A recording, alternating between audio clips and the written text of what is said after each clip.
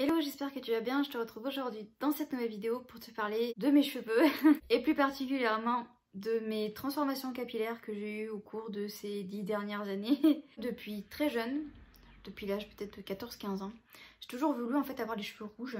Et ça a été chose faite. J'ai eu les cheveux rouges pendant bien 5-6 ans. Mais avant ça, j'ai fait d'autres essais capillaires. Ma mère en fait a jamais voulu que je me fasse des couleurs, donc du coup j'ai commencé relativement tard. J'ai commencé à me faire des couleurs à l'âge de 18-19 ans.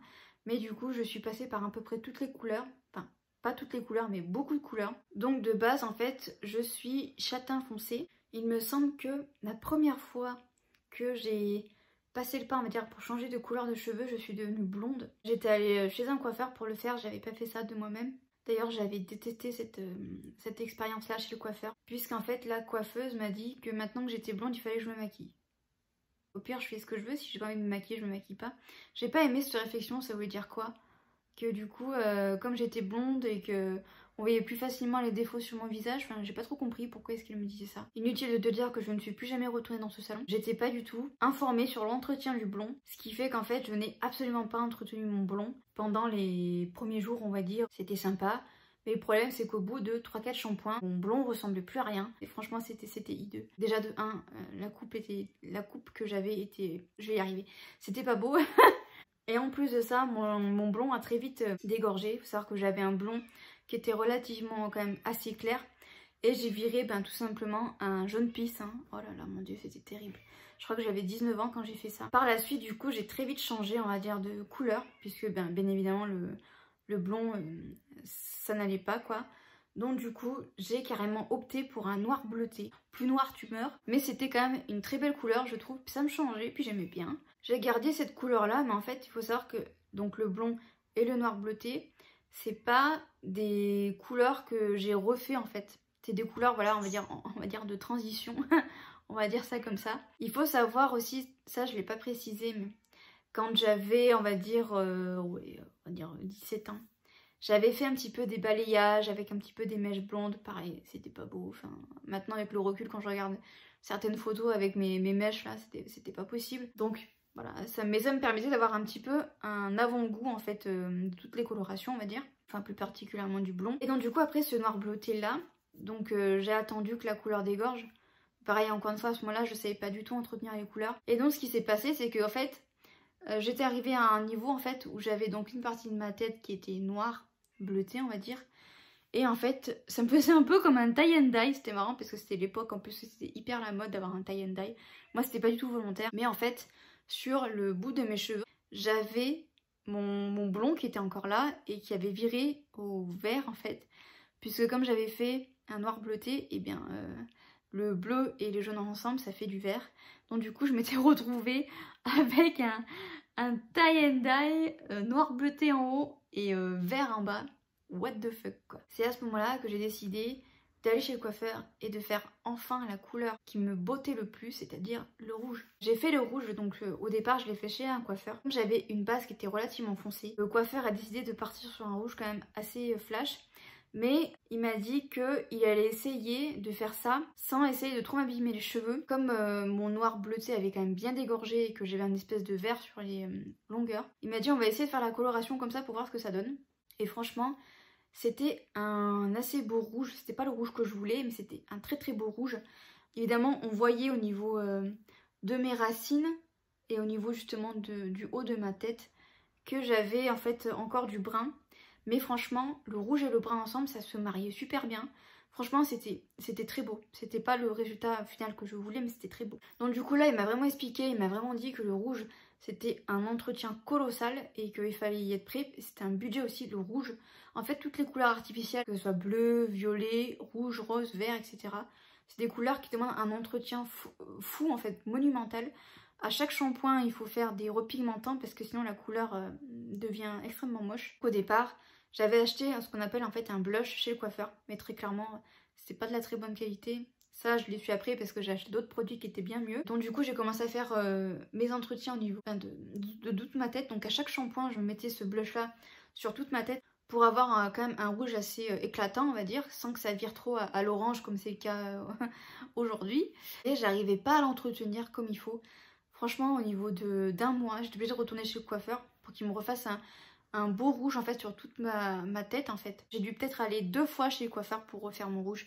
Et après j'ai décidé de le faire à la maison en fait. C'est mon mari en fait qui me le faisait après, ou ma mère, des fois ça dépendait. J'avais opté en fait pour au départ le Magic Contrast en rouge de chez L'Oréal, et du coup je le mettais en racine puisque c'était un décolorant également, du coup ça me permettait en fait de décolorer mes racines pour avoir un rouge encore plus flash. Ça au départ je l'ai vraiment fait sur une grande partie parce que comme j'étais encore assez brune, du coup ça m'avait permis en fait d'éclaircir au maximum pour que le rouge en fait accroche bien. Ensuite sur mes longueurs, uniquement sur mes longueurs, je mettais du Manic Panic en teinte Fire je crois. J'ai vraiment adoré cette marque pendant que j'entretenais mon rouge. Donc du coup je faisais ça. Et ensuite je suis carrément partie sur un truc assez cool en fait. Ce que j'aimais bien faire, c'est l'été en fait, j'aimais bien rajouter du rose en fait sur mes longueurs. Donc ça me faisait un rouge un peu dégradé rose pétard. C'était trop beau, j'adorais. Et par contre l'hiver je basculais plus sur un rouge beaucoup plus chaud et un peu plus orangé. J'aimais beaucoup faire ça en fait, c'était vraiment le truc auquel j'avais l'habitude de faire. Mais comme je t'ai dit, le rouge ça demande énormément d'entretien. À chaque shampoing, faut refaire un blush, faut remettre de la couleur pour avoir toujours l'intensité du rouge et pour que ça soit toujours aussi beau, aussi flamboyant. Mais par contre, quand j'avais les cheveux rouges, je crois que je n'ai jamais eu autant de compliments. Je crois que c'était la première fois qu'on me disait autant qu'une couleur m'allait aussi bien. Il y a même des gens qui m'ont dit qu'on avait l'impression en fait que j'étais née avec cette couleur tellement que ça m'allait bien. Donc c'est hyper flatteur. Hein. Après je suis tombée enceinte de mon fils, donc j'ai complètement arrêté les colorations. J'en ai plus du tout fait pendant 9 mois. Donc en fait j'avais pratiquement récupéré toute en fait ma couleur naturelle. Mais j'avais vraiment envie, une fois d'avoir accouché, de repartir en fait sur mon rouge parce que ça me manquait trop. Donc j'avais racheté des produits et du coup j'ai refait je crois une fois ma couleur, une fois après avoir accouché, et je me suis dit qu'en fait le rouge pour moi c'était terminé parce que ça me demandait beaucoup trop d'entretien et que ça me demandait beaucoup trop de temps et que ce temps là malheureusement je ne l'avais plus. Et puis également pour des raisons en fait environnementales, et puis surtout ce que je me mettais en fait sur la tête c'était trop chimique en fait, et j'avais en fait assez souvent des démangeaisons. Donc du coup je me suis dit non, je vais arrêter. Le rouge, j'ai fait mon temps avec, on va dire ça comme ça. J'ai décidé en fait, une fois que donc, du coup j'avais refait ma couleur, de laisser dégorger ma couleur. Mon fils va avoir 2 ans, donc ça doit faire 1 an et demi que j'ai pas refait, on va dire, d'entretien sur mon rouge. Et donc voilà, donc comme tu peux le constater jusqu'ici, c'est on va dire ma couleur naturelle. Et donc là sur les pointes, c'est mon rouge. Bon, il faudrait que je me coupe un peu les cheveux parce qu'ils sont quand même un petit peu abîmés sur la pointe. Mais comme tu peux le constater, le rouge est quand même relativement tenace. Même si là, comme tu peux le constater, c'est plus un roux, voire même un blond. Puisqu'ici on voit quand même qu'il y a un petit peu de blond ici. Et ensuite c'est un peu plus du rouge. Je laisse dégorger au maximum, puisque en fait je veux passer sur du henné. Je sais que parfois le henné, quand on a fait des couleurs chimiques, ça peut casser les cheveux et du coup en fait te rendre presque chauve. Donc c'est pour ça en fait que j'attends au maximum que ma couleur dégorge. Si vraiment j'en ai très clairement marre de voir une tête un peu tie and dye, je passerai directement au henné, puis si je perds mes cheveux tant pis pour moi. Mais pour l'instant on va dire que ça me convient bien comme ça. Voilà, je passerai sur du henné, je pense du henné rouge, hein, voilà. Mais je préfère passer sur quelque chose de beaucoup plus naturel. Mais en même temps j'ai pas envie d'arrêter les colorations puisque j'aimais tellement en fait le rouge que j'avais. C'est sûr que je ne récupérerai pas le rouge flash, le rouge flamboyant que j'avais, mais j'ai quand même envie d'avoir une petite note de couleur dans mes cheveux. Est-ce que je suis triste du coup de me dire que le rouge c'est terminé? Non, puisque je pense que j'aurais été triste si après la naissance de mon fils j'aurais pas refait une couleur. Je me dirais en fait ben j'ai pas réessayé en fait.